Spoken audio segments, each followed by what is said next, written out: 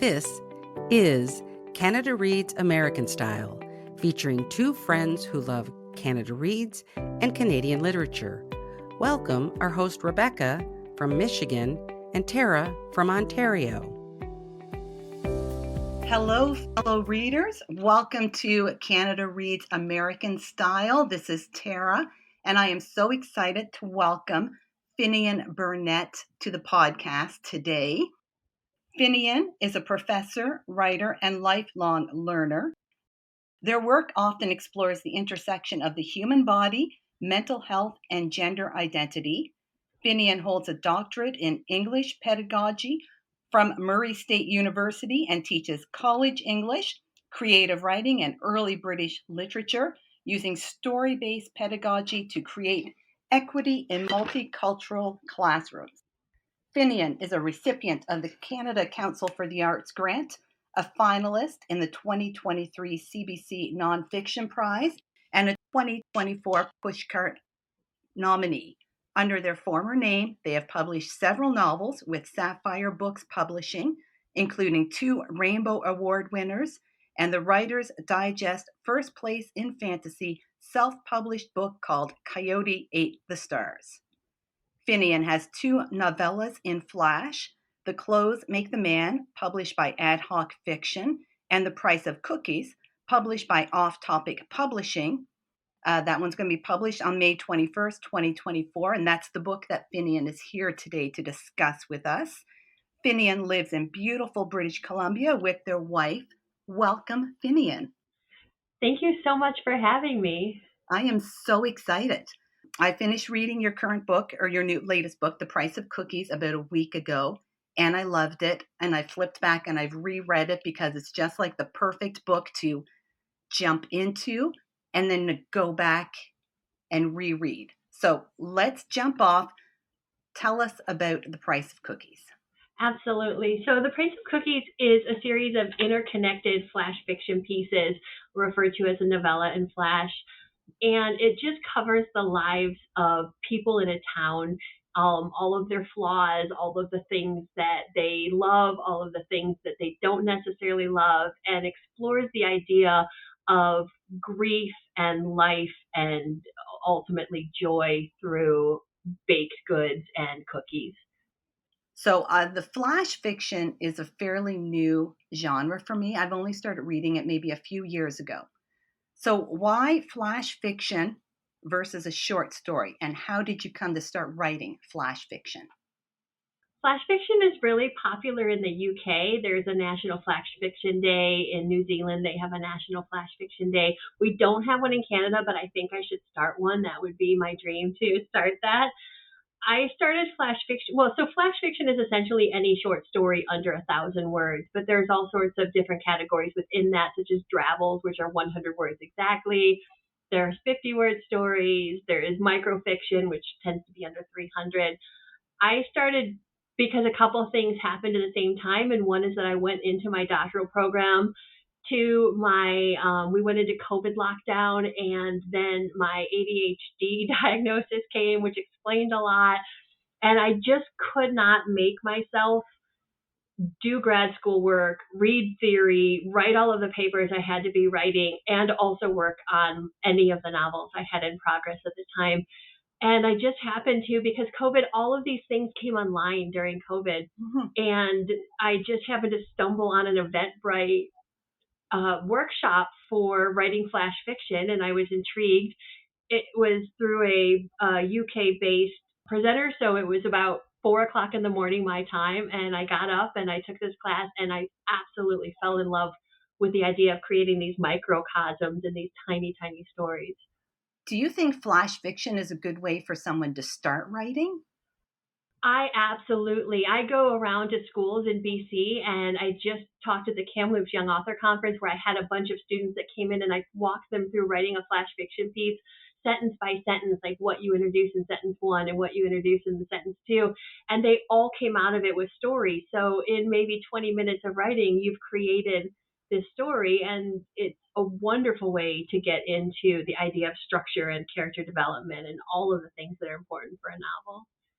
Well, I found 2 in each of your pieces, like some were longer than others, but none of them, of course, by definition, were very long. But so much is packed into each little piece. Like I was amazed at how much character development is in each piece. Sometimes in just like a certain word you used or a sentence, and you're just like, something clicked and you're like, that's that character, that's that person. That's my favorite part of it is these characters have to come alive in such a short period of time, but then you can take that to other forms of writing and realize, well, I've learned how to create this living, breathing character in 50 words. Why can't I do that for my novels as well? Yeah. So do you think you will, I'm going off my schedule here. Do you think you will like return to novels, or at the moment are you just like fully into the flash fiction? I have returned to novels in a pretty big way. So, did you want me to talk about? I know we're a little bit off. I know that's my fault. Yeah, so go on. Like what are you working on currently?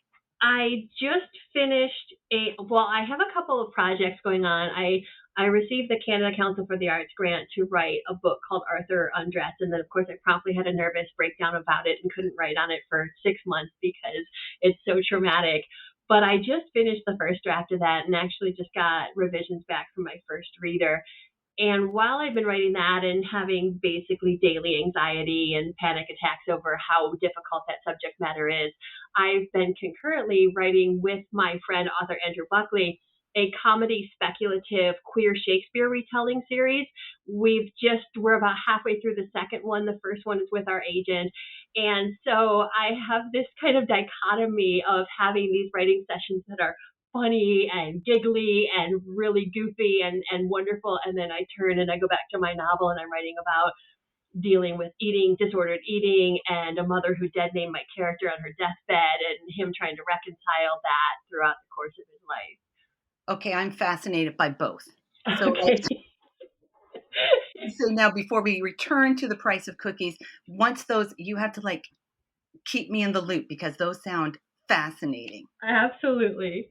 Okay, so I'm going to now let's return to the price of cookies. Sorry about that. I took a little like veer thing. I'm easy. So the price of cookies, it's in the title, so it's going to sound like a silly question, but why cookies? Like why baking? It was wrapped up also in this whole idea of food and how we turn to food for comfort in so many different ways. You bring food to a funeral, or we have the quintessential idea of a woman breaking up and then she and her ride or die bestie are sitting on the couch eating from tubs of ice cream. And I just talked to another writer who was saying that when she was young, her grandmother would always give her food if she started crying for any reason because you couldn't eat and cry at the same time. So I think we all have these ideas of food as a comfort, to our detriment sometimes, and also to really wondrous experiences when we get together and share food. And finding that balance for me has been a lifelong struggle as I dealt with disordered eating and emotional problems with food. So I tend to explore that a lot in my writing. That's interesting because I know I won't spoil by naming any particular characters, but you do have characters in the book that can't eat. Like due to their grief, they can't actually enjoy the cookies that are in their possession. And then eventually, the cookie, they can't eat the cookie. So that's really interesting. Yeah, I think we manifest it in so many different ways that I know people that just get upset, or they're grieving and they forget to eat, or conversely, I know people that will just binge until they feel they're trying to fill that hole. And so I wanted to address all sides of that. Yeah, I think you have. Because I think every character, right? Yeah, I can think of all the different characters and their relationship with a cookie, or there's like the dried muffins. And then, of course, there is the bakery itself, which is lovely. It's a lovely setting. Thank you. Yeah. We've mentioned it already, but grief is carried as a theme throughout the stories, sometimes as a loss of loved ones, a loss of relationship. Do you want to speak about the grief in the book? I definitely do. This is a little bit of a digression, but I have a friend who is a poet, Miranda Krogstad, who's working on a happiness series. So she's interviewing people a lot about happiness and what makes them happy and how they find happiness and how that differs from contentment. And it's this big thing. Even her poetry book is just so happy. Like you read it and it's happy making. And I'm like the opposite side of that coin. I like to know about people's grief and what like inner rage simmers in them when they're living their own life. And I think so many of us do that. We have these conversations and we're happy and we're hanging out with our friends or we're going for bike rides or enjoying the spring sunshine. But there's this simmering trauma or simmering rage or simmering grief, and it just takes that one news story or that one forest fire and thinking of all of the animals. And so for myself, I think because I carry a lot of maybe grief or trauma or because of depression, I'm fascinated with how people handle those deeper emotions. And so I wanted to explore that in a way that would kind of allow people to see that it's okay to have those deeper emotions, even if you manifest it in different ways than other people do. Yeah. Interesting. So now I can't help but think of the one book. I think it was, or story, the Sparrows Mate for Life. Was that it? Can't remember the name of it. Anyways, that one is fantastic. Again, I don't want to spoil it because I would like for everyone to read this, but I loved, again, that little short story, a husband and wife, what she's thinking and what he is totally ignorant of what she is thinking. Even though I think at one point at the end, she tells him what she is thinking and how she's feeling. And he's just oblivious to it. Absolutely. That is the one. It is Sparrow's Mate for Life. Yeah, I like them all, but that one, as you mentioned, the grief and what's simmering, that's the one that popped into my head. Also, the little boy at the beginning, the whole thing. Okay, let's discuss, because you've mentioned it's a linked, so there's interconnection of the stories, the characters, because it is a community. Did you know right from the beginning that you wanted this to be connected? I didn't. The very first story, which is the titular, the Price of Cookies, the story, that came from one of those workshops, and it was either with Jude Higgins or Grace Palmer, because those were the two authors that I took workshops with in the very beginning when I started writing flash fiction. But it came out of just maybe a 5-minute writing sprint where we were all just writing about something, some interaction between a store clerk and a person. And that was the story that came out of that. And I worked on it for a little bit. And at some point, I mean, I want to say it was like maybe a year later, I reread that story thinking about whether or not I wanted to try to submit it somewhere. And the clerk stood out to me with her, just that one reference that she makes to someone else in her life. And I thought, well, what if I made a story about not the clerk, but about that person who was just offhandedly mentioned? And as soon as I had that second story written, it became a collection, and I knew where I was going to go with it, and that I was going to write about how all of these people are connected and the different things that happen in the town. Yeah. Now let's talk about representation in literature, because this is a small community. I felt like it was, you didn't specifically say that it was a town, but I felt like it was a small town, or maybe it's even a small neighborhood in an urban setting, but it's a small community, but very diverse. Do you purposely write with diversity in mind and different representation? What are your thoughts on representation in literature? I think it's so important. I know that when I was a teenager and I hadn't ever seen a queer person in a book ever, there was a book with lesbians in it that I think saved my life at the time. And that's another whole long story. But the fact that there was a book that had somebody in there that was like me changed my life. And I know now we have so much representation and there's so many books out there with all sorts of diverse communities. But I still think it's important. Like, these are the people that are in our lives. And I know that, Neil Gaiman has been asked, why do you write so many queer characters? And he says, because I have a lot of queer friends. I'm not going to leave the people that I love out of my books.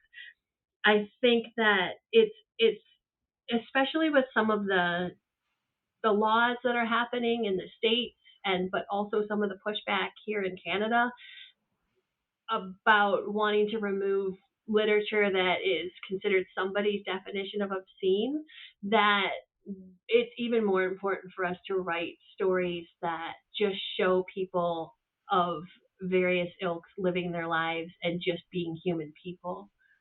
Yeah, I agree. What was the book? Can I ask? What was the book? It was Curious Wine by Catherine V. Forrest. Oh. And I got to meet her maybe 30 years later at a literary conference and tell her about how her book saved my life. And then we cried all over each other and we hugged, and it was really amazing. That sounds amazing. That's awesome. Okay, I'm going to ask you now something I didn't tell you, but I would love to know some of your favorite books or what you're currently reading. Just throw books at us. I would love to do that. By the way, something that's on my list now is Cold by Drew Hayden Taylor, because of you recommending it in your last podcast. I have not started it yet, but I'm presenting with him at a conference in August. So I'm going to read this book before I go to that conference. Amazing. Can you tell him that I loved it? Because it was just... I will tell him. I loved everything about it. It was just, I was in for the whole ride, the whole time. Fantastic. Yeah. I don't know if I'm allowed to say this on this podcast, but I'm definitely what you would call a genre whore, in that I don't stick to any kind. I mean, I just recently read a YA fiction called Scourge. I can't think of the author now, but it was definitely a pandemic sort of thing. And I'm currently reading a poetry collection, the Miranda Krogstad that I talked about. I loved A Moon of the Crusted Snow. I haven't gotten to the sequel yet, but that book is probably top of my favorite books of all time. I'm doing a reread of Macbeth right now because that's going to be the next Shakespeare play that Andrew and I tackle in our collaborative Queer Shakespeare retellings. And yeah, oh, and then there's a very quiet small book called All the Quiet Places by Brian Thomas Isaac. Yes. That was so good. That one was heartbreaking. Yeah. That one and Never Let Me Go by Kazuo Ishiguro are two of the books that just broke me at the end, that I finished it and I'm like, I just don't think I can read anything else right now for a while.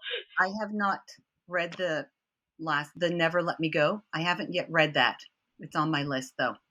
It's interesting because some of my friends that really love Ishiguro thought Clara and the Sun was better, but this one, it just stuck with me. I just remember closing it and being so angry at the ending, but also being like, there was nothing else. There was no other way. Like that's an author who intentionally did that, and it's just so gorgeous. I highly recommend it. Oh, okay. It's going to move up on my list now.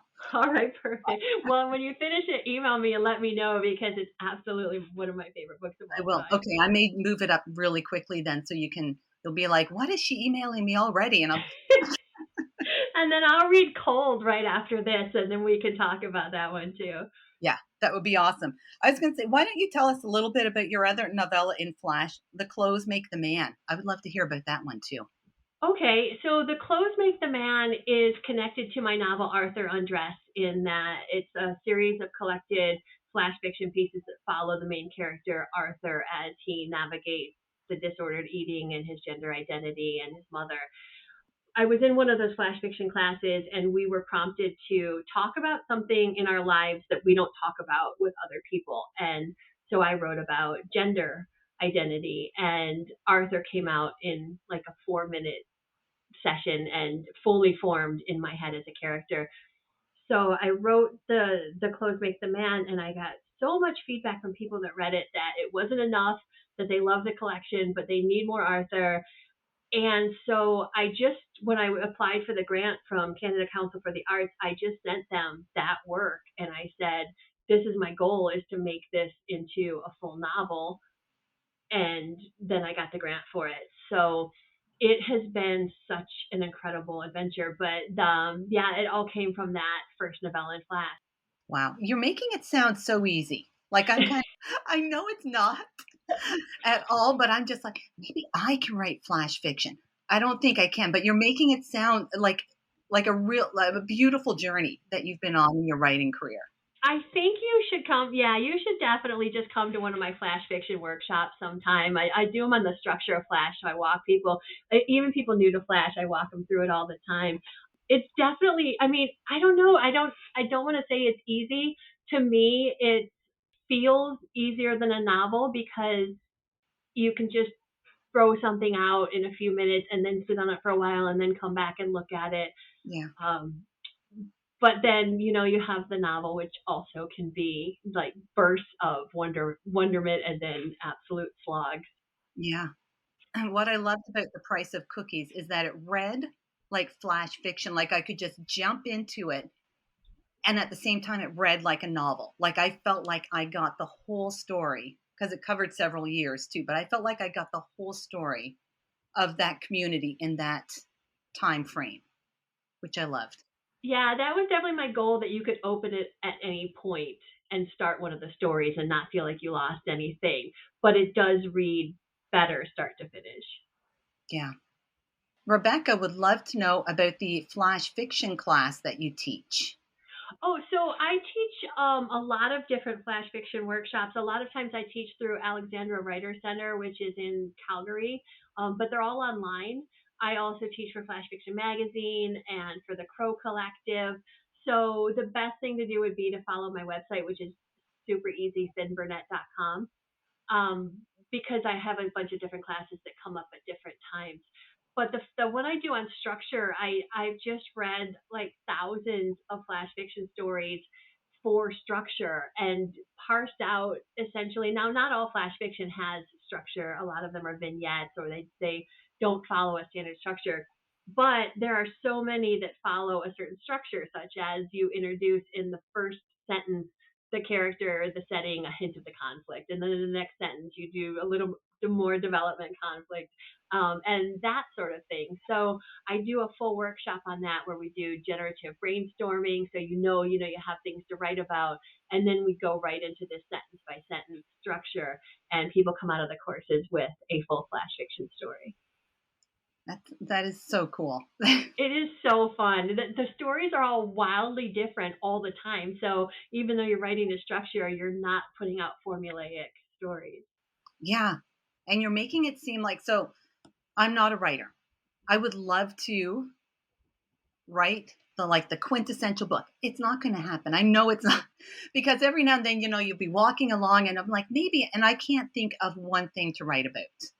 You make it sound easy, and that you're giving prompts, which I think would be helpful for someone like myself who maybe wanted to jump in a little bit into the creative writing. But yeah, I always. Oh, sorry. Go ahead. Oh, sorry. Yeah, I'm making it sound like you're making it sound easy. It's not. It's just that I'm getting excited from your excitement of writing flash fiction. It is definitely my passion. I think that I wouldn't ever take anyone into a generative writing kind of workshop without giving them brainstorming ideas, because sometimes the facilitator says go, and then you sit there thinking what are words while everyone else is around you just scrawling out masterpieces. That even happens to me in workshops. So having the way to generate ideas is such a great way to kind of gently guide people into the process. Yeah, that's fascinating. We will put Finn's website, will be in the podcast episode notes, so you can check it out there. I've checked out your website. It's a really lovely website as well, because you interview other authors and literary people too, right? And ask questions of them. It's really quite a nice feature that you have on your website. Yeah, I love doing that. Yeah. Well, thank you so much, Finn. This was like a lovely, really lovely conversation, and I'm excited for your future work. I really appreciate it, and I'm looking forward to next time we have Canada Reads, so I can follow along your play-by-play Yes. and figure out who you think's going to win. Yes. So do you follow along Canada Reads as well? I do.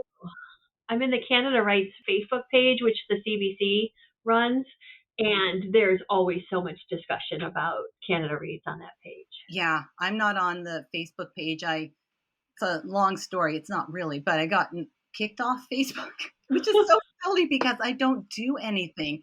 I'm like the most mild-mannered person, and I think I got my account got hacked or something, and then I was like, this was a few years ago. I'm like, I can't be bothered with Facebook anyways. So I'm not on. I miss a lot of that drama. Right. Well, I'm so excited that we found that you're a Canada Reads fan. So that is super cool. Okay, now I will let you go. Thank you again, Finnian. Thank you so much. I really enjoyed this.